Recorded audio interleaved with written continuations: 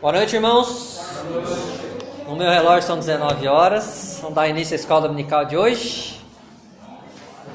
Hoje é a lição de número 10, capítulo 11, mas lição 10, né? Porque teve um domingo que nós fizemos 2 capítulos, né? Quero logo convidar vocês para abrirem a palavra de Deus comigo. 1 Samuel, capítulo 11, para a gente fazer a leitura.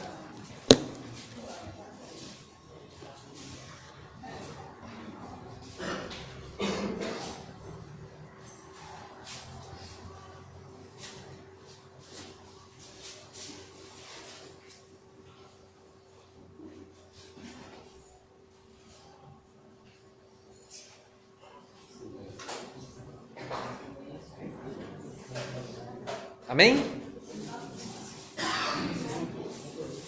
1 Samuel, capítulo 11.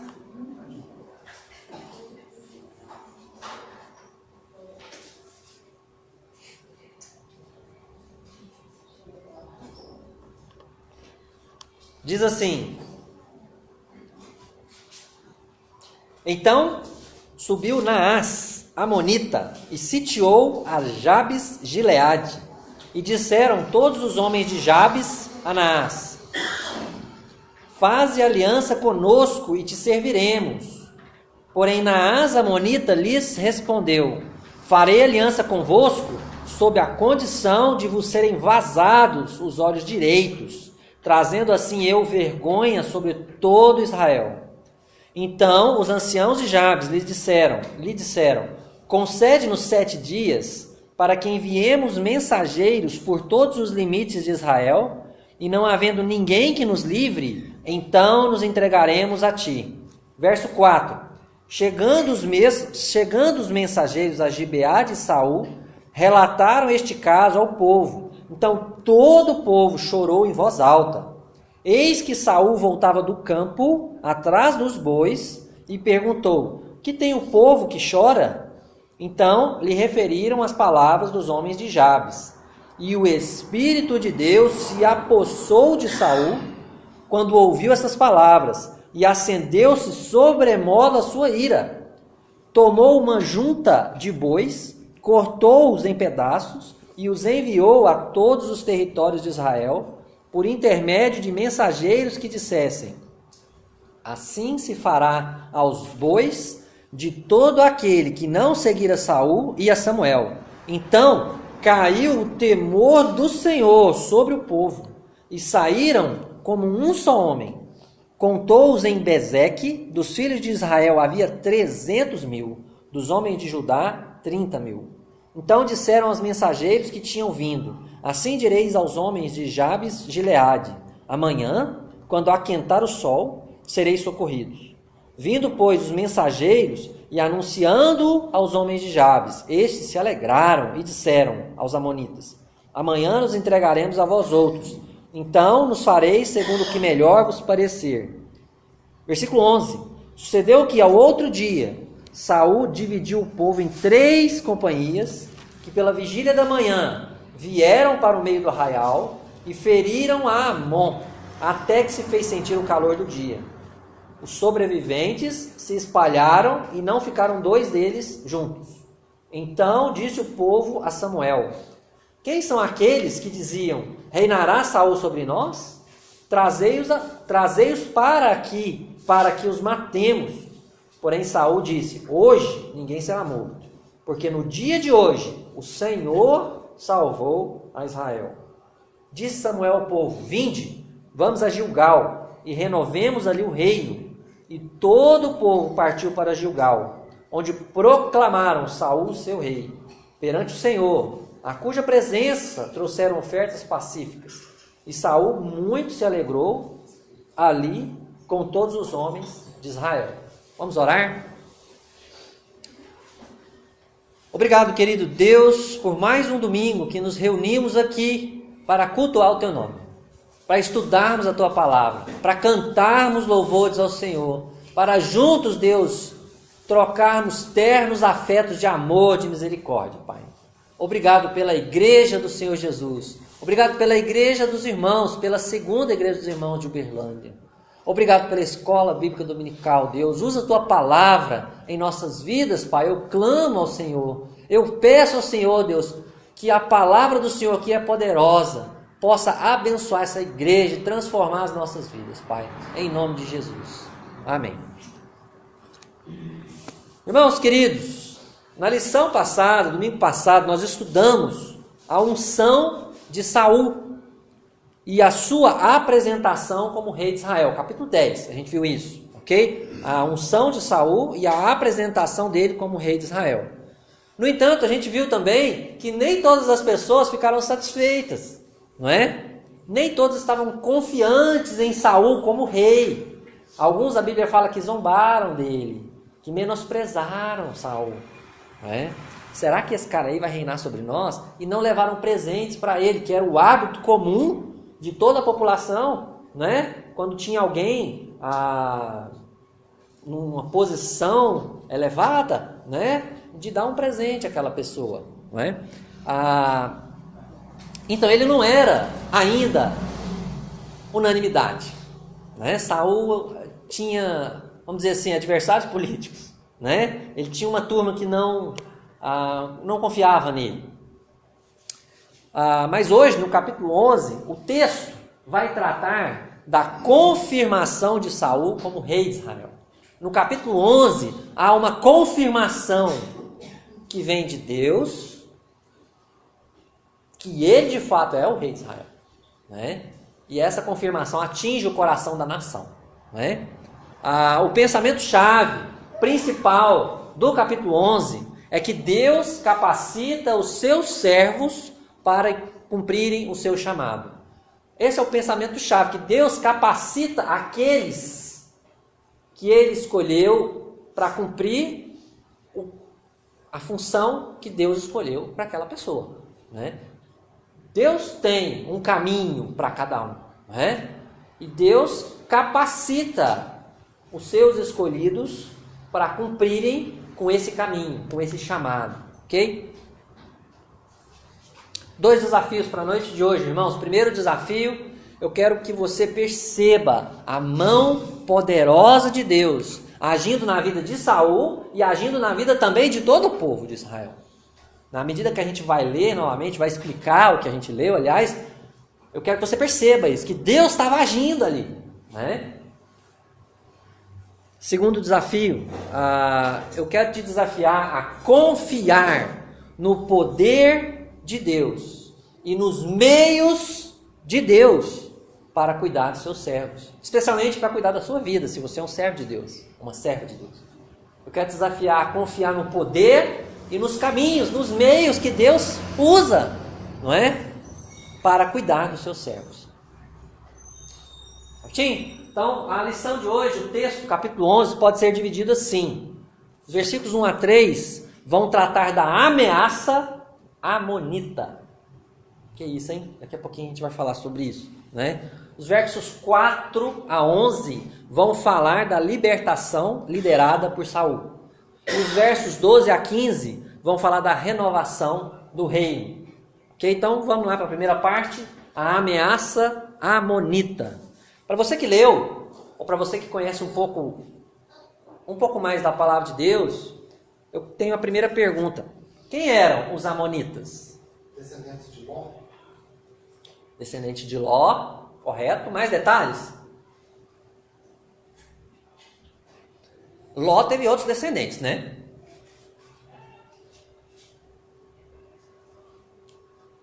Ló era sobrinho de quem? Abraão, né? E aí, Ló foi morar em uma cidade chamada Sodoma, né? E Deus destruiu aquela cidade, poupou a vida de Ló e de suas duas filhas. E as duas filhas de Ló embebedaram Ló, né? E tiveram relações com Ló, tiveram filhos com Ló. Amon foi filho da filha mais jovem, a filha mais nova, né? E esse Amon, então, formou uma nação, um povo, né? Os amonitas, ok? Está lá, essa história ela é contada lá no capítulo 19 de Gênesis, tá? Outro detalhe interessante, quando o povo de Israel saiu do Egito, né, Deus não permitiu que os judeus invadissem ou lutassem contra os amonitas, porque aquela terra era deles, né? Deus não permitiu isso. Essa história você vai saber mais detalhes dela em Deuteronômio capítulo 2, tá? Então Deus falou, ó, lá na terra deles vocês não vão entrar, não vão tomar, né? Só o território dos cananeus, mas não dos amonitas e nem dos moabitas, né? Mais um terceiro detalhe. Na época dos juízes, né, os filhos de Amon, né, os amonitas, eles atacaram Israel algumas vezes, né, e queriam expulsar o povo de Israel da área do lado leste do Jordão, seu leste aí, ó, tá? Do Jordão. Tem um mapinha aqui, ó, eu vou ampliar ele para ficar melhor, ó. Então, aqui no meio tá o Rio Jordão, tá? Então, o leste do Jordão é esse lado aqui, tá? Então, tinha 3 tribos de Israel aqui, a tribo de Manassés, a tribo de Gade e a tribo de Ruben, tá? E os amonitas estão aqui, ó. Eles queriam expulsar essas 3 tribos para o lado de lá, do Rio Jordão, dizendo que essa terra era deles, mas essa terra não era deles. A terra deles era só esse pedaço de terra aqui, ó. Eles diziam, não, antes de vocês virem para cá, essa terra era nossa. Não era, né? Não eram os amonitas que dominavam aquela nação.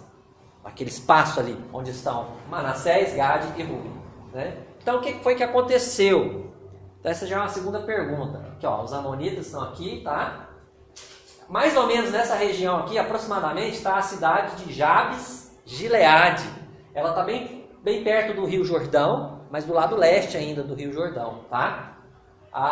E aqui, ó, no território de Benjamim, mais ou menos no meio do território de Benjamim, fica a cidade de Gibeá, que é a cidade de Saul, ok? Só para vocês terem noção aqui geográfica, tá?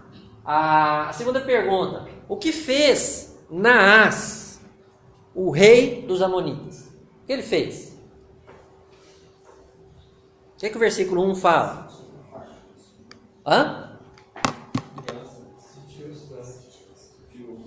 O que é sitiar a cidade? Ele cercou a cidade com o objetivo não de brincar com a cidade, mas com o objetivo de tomar a cidade.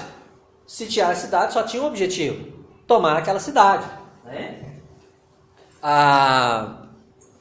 Fontes históricas dizem, tá? Afirmam que este homem, chamado Naás, ele se tornou um grande conquistador das terras do leste do Jordão, né? E essas fontes dizem que ele mutilava os homens e impunha o terror. O texto diz aí que ele até sugeriu aos judeus vazar os olhos dele. Tem algumas traduções que dizem arrancar os olhos, tá? E essas fontes históricas, elas fazem até sentido. Se você olhar o capítulo 12, o verso 12, acompanha comigo, quer ver? Ó? Tá até aqui na tela, tá bom? Vendo vós que Naás, essa fala, tá? Essa fala é de Samuel. Samuel está falando para o povo. Vendo vós que Naás, rei dos filhos de Amon, vinha contra vós outros, me dissestes, não, mas reinará sobre nós um rei, ao passo que o Senhor vosso Deus era o vosso rei. Aqui, irmãos, a gente descobre uma coisa que até então a gente não sabia. Quando os judeus pediram um rei para Samuel, o motivo real, segundo Samuel diz aqui, é que eles já sabiam que tinha um governante do lado leste do Jordão que estava tocando terror ali. Eles estavam com medo desse Naás tomar a terra do povo de Israel. Diz aí o texto, olha, de novo, verso 12. Vendo vós que Naás, rei dos filhos de Amon, vinha contra vós outros. Eles tiveram medo. Então, nós precisamos do rei, porque nós temos um inimigo em potencial que está tocando terror do lado de lá, né? E nós precisamos de alguém para nos defender. Então, irmãos, é interessante aqui que essas fontes históricas realmente fazem sentido, tá? Terceira pergunta aqui, tá?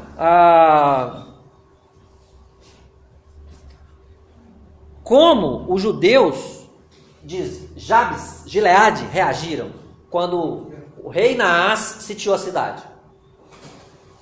Os anciãos pediram 7 dias, né? Para ver se achava alguém para libertar. Os anciãos da cidade pediram 7 dias. Antes disso, Carlos, aconteceu uma coisa primeiro.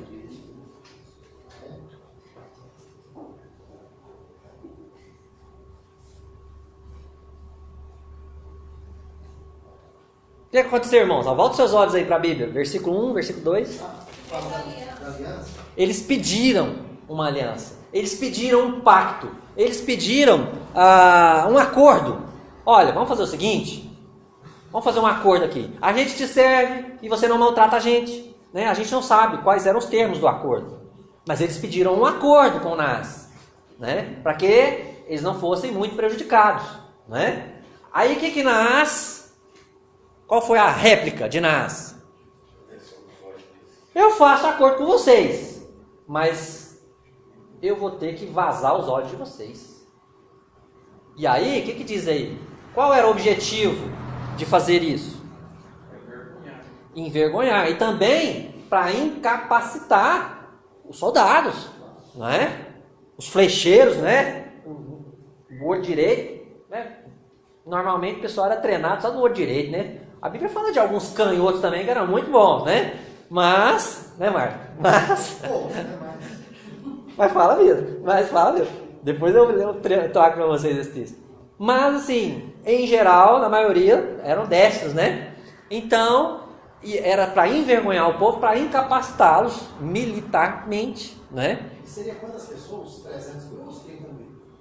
Não, isso aí vem mais para frente. Não. Isso aí é todo o exército de Israel. Então. Não, é só os moradores de Jabes. A gente não tem o número, né? A gente não sabe o número. Mas esses 300 mil é de todo Israel, fora a tribo de Judá, que é 30 mil.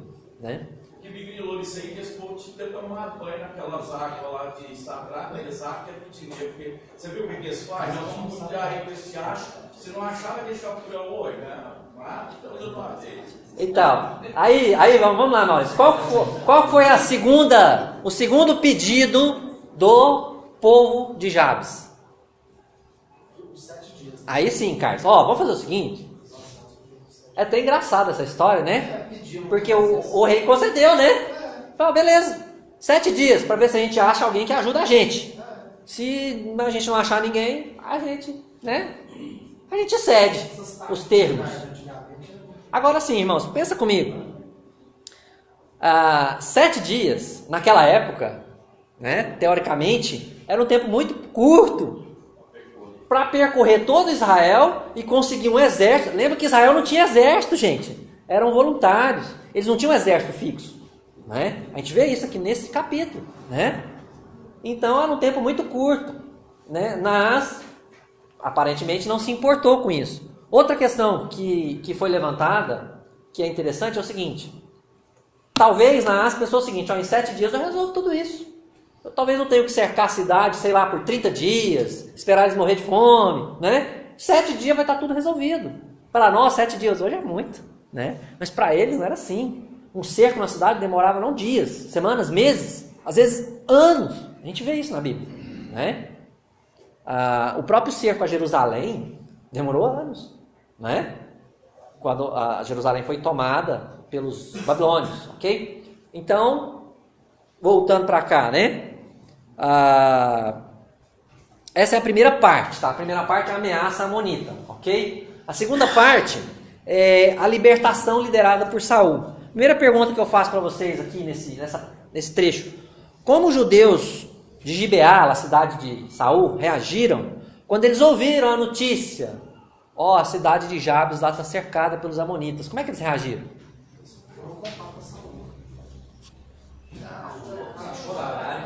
Choraram em alta voz. Eles ficaram muito...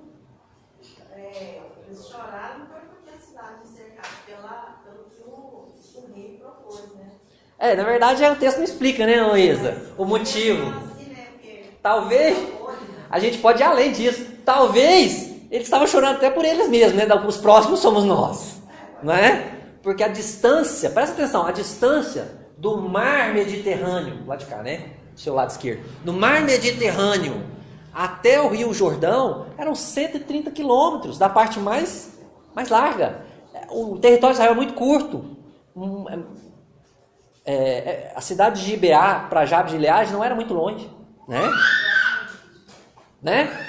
Talvez não necessariamente a próxima, mas certamente lá no capítulo 12 a gente viu que eles estavam com medo de Naás, né?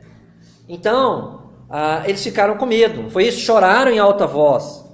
A segunda pergunta que eu faço é: onde estava Saul nesse momento em que a notícia chegou pela primeira vez? Aonde? Gente, ele não estava no palácio, não, tomando suco, vinho, uvas, assim, ó. Até então, não tinha palácio. Ele estava no campo, diz a Bíblia que ele estava atrás de quê, gente? Talvez até arando a terra. Porque ele falou uma junta de bois, são 2 bois, né? Ele estava atrás dos bois, né? Talvez cuidando da terra mesmo. Produtor, agricultor, a gente não tem detalhes. Embora ele tinha sido já escolhido, ungido e apresentado como rei, ele ainda vivia de uma maneira mais simples, não é? Aí o povo pode ter chorado também, né? Porque eles não confiavam nem no rei Deus e nem no rei Saul. Triste, né? Triste, nós estamos perdidos. Talvez passou isso na cabeça deles, né? É possível.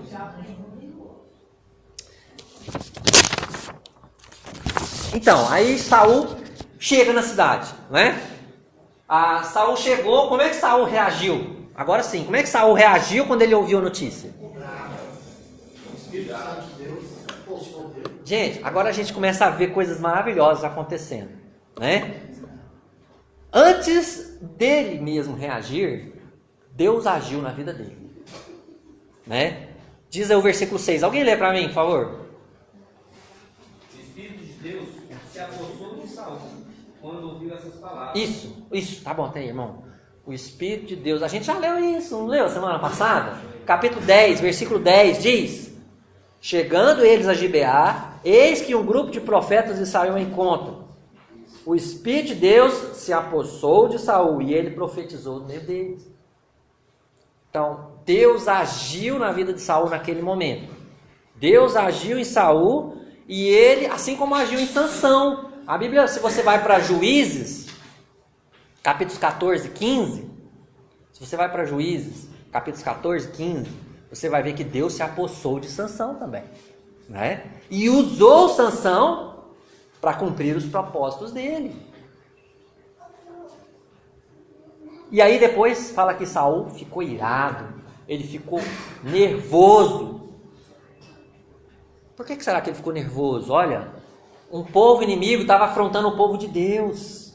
Então o Espírito Santo o capacitou, né? E depois dele ficar nervoso, o que ele fez? Mandou mensageiro levar um pedaço para cada lugar do país. E o que ele fez? Ameaçou, assim, falou: se forem afrontar o povo de Deus, vai acontecer isso. Se vocês não se unirem a nós nessa batalha, vocês vão ter os seus bois também picotados, igual esse aí, né?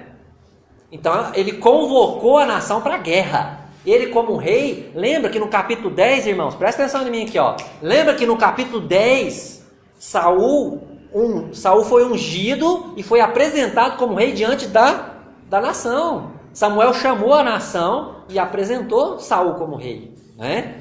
Então toda a nação de Israel sabia que ele era rei.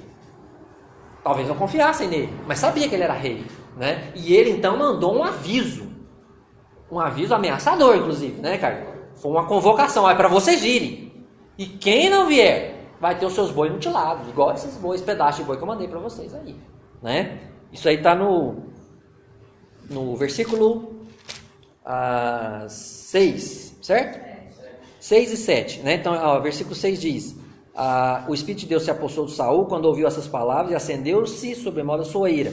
Tomou uma junta, quer dizer, 2 bois, cortou-os em pedaços e os enviou a todos os territórios de Israel por intermédio de mensageiros que dissessem: assim se fará aos bois de todo aquele que não seguir a Saul e a Samuel. Uau! E agora, o que acontece?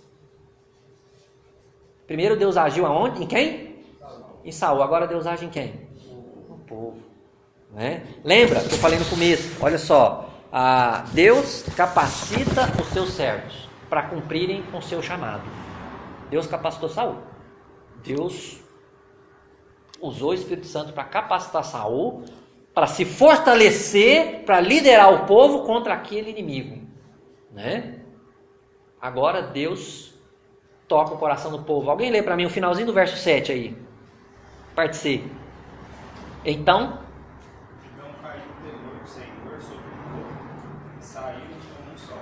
Então caiu o temor do Senhor sobre o povo. O povo teve temor do Senhor naquele momento. Reverência. Deus fez alguma coisa e deu àquele povo temor. Usou com certeza a ameaça de Saul para isso, não é? Deus usou aquele chamado, aquela convocação, né? Assim como hoje Deus usa o pregador para chamar as pessoas para Cristo, não é? Deus usa, mas Deus que fala ao coração do pecador, né? E Deus falou ao coração daquele povo, e o temor do Senhor caiu sobre aquele povo, e eles se uniram como se fosse um só homem, né? Estavam unidos nesse mesmo objetivo. Depois disso, o que Saul fez? Versículo 8.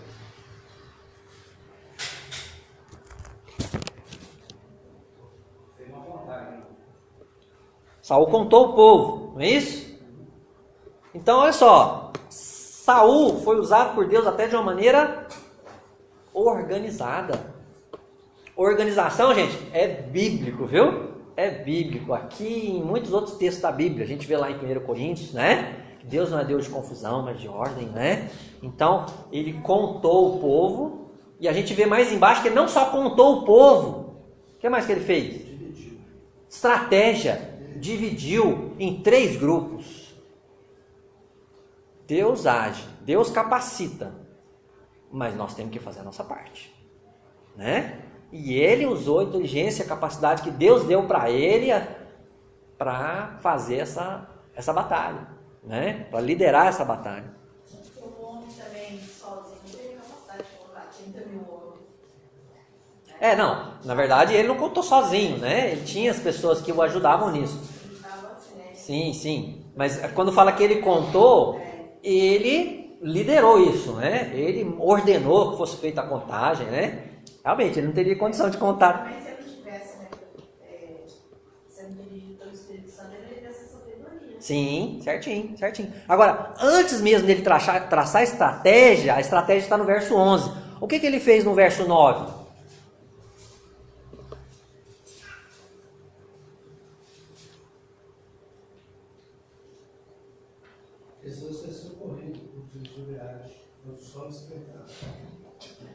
Ele mandou um recado, não é isso? Para o povo lá de Jabes. Ele mandou a resposta, porque eles pediram ajuda, não foi isso? Eles não pediram ajuda? Até então eu não tinha dado a resposta. Agora ele deu a resposta. Olha, às vezes você pode pegar esse versículo isolado na sua Bíblia e falar: nossa, mas esse cara é orgulhoso demais, é muito autoconfiante. Irmãos, mas lembra que o Espírito de Deus se apossou dele. Tem esse detalhe desse, né? Então, ele mandou a resposta para o povo, falou: olha, você fica tranquilo aí, que amanhã até na hora do almoço está tudo resolvido. E Deus estava por trás disso, né? Tanto é que se cumpriu, até antes do prazo, né? E aí a estratégia dele foi o quê? Dividir em 3 grupos. E o que mais que ele fez? Ele atacou o exército amonita quando? Versículo 11. Alguém lê para mim aí, bem alto, bem forte. Sucedeu que ao longo do dia, Saul dividiu o povo em 3 companhias, e pela vigília da manhã, vieram para o meio do arraial e feriram Amon, até que se fez sentir o calor do dia. Os sobreviventes se espalharam e E não ficaram 2 deles juntos. A vigília da manhã, a última parte da madrugada, né? Talvez entre 2 e 6 horas da manhã. Olha a hora que ele atacou, né? A hora do maior sono, né? Então ele tinha a estratégia, né? E ele fez a tarefa dele, e tinha tanta gente, tanto inimigo, que ele foi até o maior calor do dia. Diz aí, ó, e feriram Amon até que se fez sentir o calor do dia, né? Então ficou muito tempo batalhando e matando gente, inimigos, né? E pela graça de Deus, Saul vence os amonitas. Ok? Beleza até aí? Terceira parte, a renovação do reino. Queridos, qual foi o teste pelo qual Saul passou após essa primeira vitória militar? Logo que terminou a batalha, no versículo 12, ele tem um primeiro teste. Qual é o teste? Matar aqueles blasfemados do nome de Deus. Pois é, mas tá certo essa, mas assim, o que foi esse teste para ele? Alguém, não foi ele que teve essa iniciativa, né? Alguém teve iniciativa. Versículo 12. Então disse o povo a Samuel, para Samuel, não para Saul: quem são aqueles que diziam, reinará Saul sobre nós? Trazei-os para aqui, para que os matemos. Seria como uma vingança, né? Seria como um tipo assim, como por exemplo,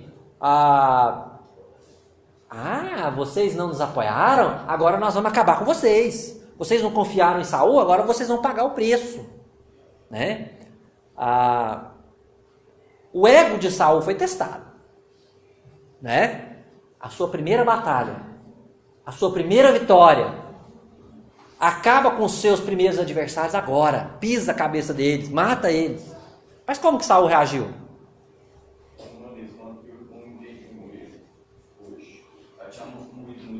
Por quê? Mas a parte principal vem depois, Maurício. Quem? Olha que legal. Presta atenção nessa frase, irmãos. Verso 13. Porém, Saul disse: hoje ninguém será morto, porque no dia de hoje Saul salvou Israel. É isso que ele falou? Não. Irmãos, não conheço na Bíblia nenhum outro registro tão maravilhoso que tenha saído da boca de Saul. Esse talvez tenha sido o melhor momento da história de Saul. Quando ele, ao invés de falar, Saul venceu, ele falou: hoje ninguém vai morrer, porque o Senhor deu a vitória a Israel. Naquele momento, ele sabia quem era o rei verdadeiro de Israel e deu a glória para esse rei, né? Esse foi o melhor momento da vida de Saul. Nós vamos ver que da agora em diante a coisa vai só para baixo, né? Então,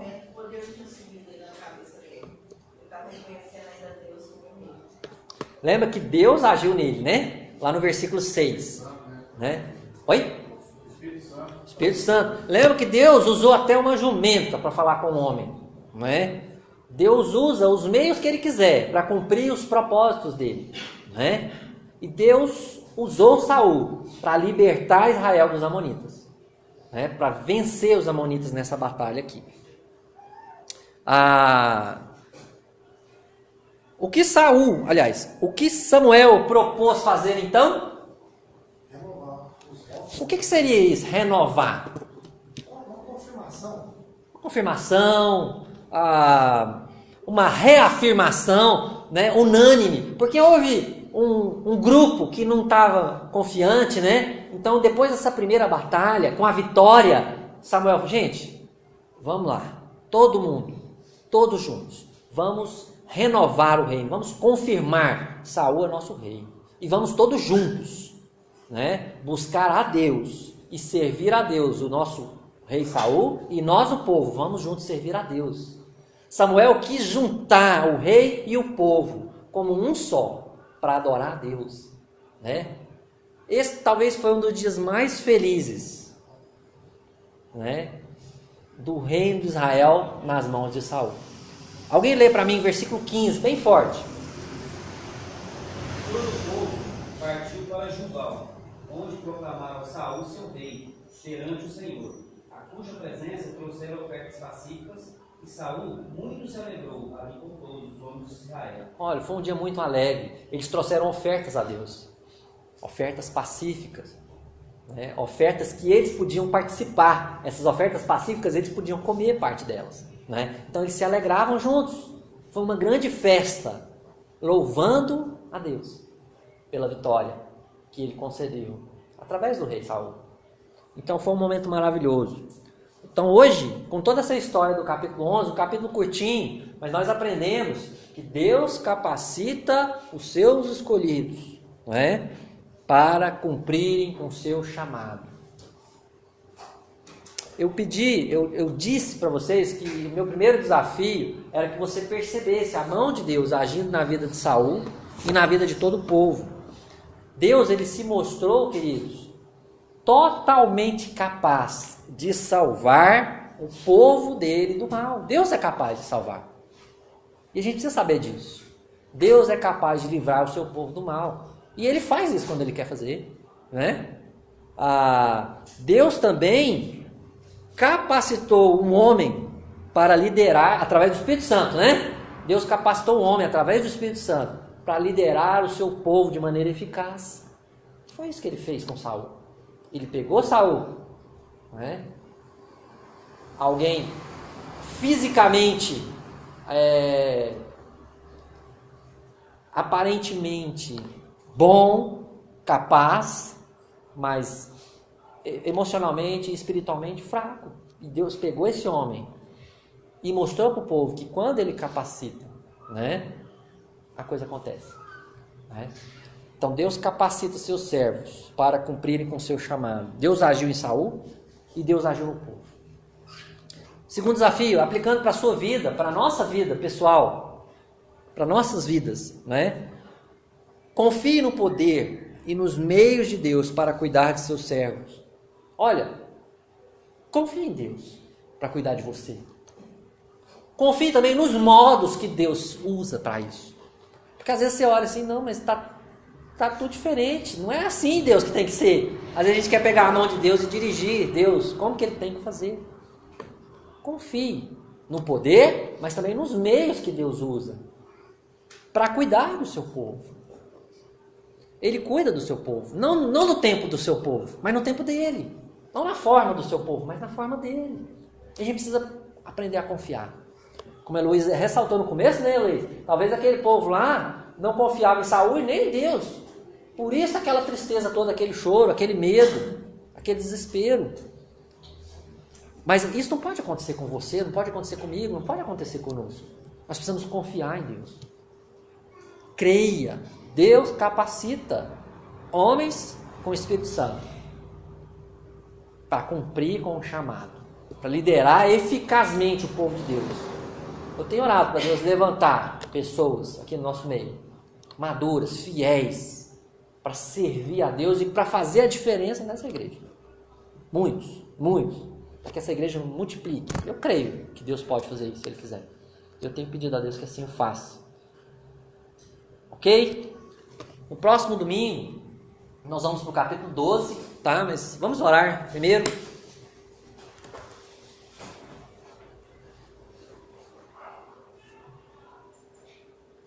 Querido Deus, obrigado por esse capítulo 11 de 1 Samuel. Obrigado porque o Senhor aqui confirmou o reinado de Saul. E o Senhor mostrou, Deus, para todos, para Saul e para o povo, que quando o Senhor está no centro, quando o Senhor está no governo, Pai, de nossas vidas, de nossa igreja, de nosso povo, do povo de Deus,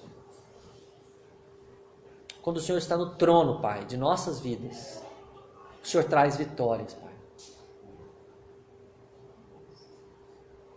Eu te agradeço pelo que o Senhor fez na vida de Saul, pelo que o Senhor fez na vida do povo, como o Senhor libertou aquele povo, Deus, dos amonitas.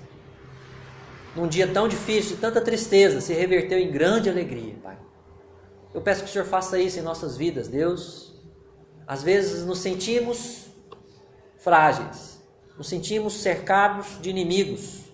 Não conseguimos, às vezes, enxergar que há um Deus poderoso, que é o Rei de nossas vidas, e que tem tudo em suas mãos, Pai. Ó Deus, fortaleça a nossa fé com Teu Espírito, eu te peço. Abre nossos olhos espirituais, Deus, para enxergar essa verdade de que o Senhor está conosco. O Senhor cuida de nós. O Senhor vai cumprir os Teus propósitos, Deus. E o Senhor capacita os Teus servos até para fazer isso. Muito obrigado, Deus, por esse texto. Usa esse texto para desafiar a nossa igreja hoje, Pai. Em nome de Jesus. Amém.